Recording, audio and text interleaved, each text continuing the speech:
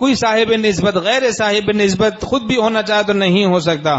کوئی فانی لوٹتا نہیں، جیسے پھل پکنے کے بعد کچا نہیں ہوتا. حکیم الامت تھانوی رحمۃ اللہ کی مثالیں ہیں. فرماتے ہیں بالغ جیسے نابالغ نہیں ہوتا، اور کھانا پکنے کے بعد دوبارہ کچا نہیں ہوتا، پھل پکنے کے بعد کچا نہیں ہوتا، ایسے ہی فانی لوٹتا نہیں. ولی اللہ غیر ولی اللہ نہیں ہوتا. جو لوٹتے ہیں وہ دراصل اللہ کے ساتھ تعلق انہیں حاصل ہی نہیں ہوا تھا. بعض کہتے ہیں نسبت سلب ہو گئی. نسبت سلب نہیں ہوتی کبھی. اللہ اور بندے کا تعلق کون مائکلال سلب کر سکتا ہے؟ نسبت سلب نہیں ہوتی.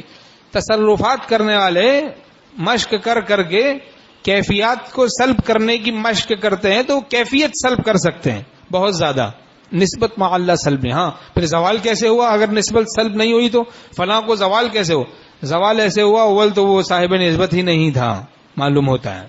ایک بات تو یہ. باقی جس درجے میں اس کو نسبت حاصل تھی، زوال ایسے ہوا کہ اس نے کیفیات کے سلب کو نسبت کا سلب سمجھ کے مایوس ہو کے اعمال میں کوتاہی شروع کی، یہاں تک کہ زوال ہو گیا. تو کیفیات کو بحال کرنے کا کیا گرہ ہے؟ اگر کوئی کیفیت کوئی صاحب تصرف کر کے سلب کر لے تو اس کو بحال کرنے کا کیا طریقہ ہے؟ ان کیفیات کو بحال کرنے کا طریقہ مقاومت ہے، عمل پر پابندی، تقوی پر پابندی. دوبارہ کچھ دن میں سب کیفیات بحال ہو جائیں گی.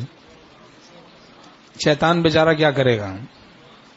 اتنی طاقت ہے اگر شیطان میں تو بھائی کبھی آپ نے دیکھا کہ جتنے ملا ہیں گھروں میں جا کے داڑیاں کاٹ کے نکل گیا. جان سے تو نہیں مار سکتا، سارے بیچارے داڑیاں لے کے بیٹھے ہیں. اتنی تو طاقت ہے نہیں، تم پھکڑ ہو بالکل. ان کید الشیطان کان ضعیفا، شیطان کا قید ضعیف ہے. کب جب اللہ کی رحمت ساتھ ہو. ان النفس لامارۃ بالسوء الا ما رحم ربی. نفس امارہ بالسوء ہے، یعنی کثرت سے گناہوں کی دعوت دینے والا ہے. الا ما رحم ربی، مگر وہ شخص مستثنا ہے، اس کا کچھ نہیں بگاڑ سکتا نفس جس پر میرے رب کی، میرے پروردگار کی رحمت ہے.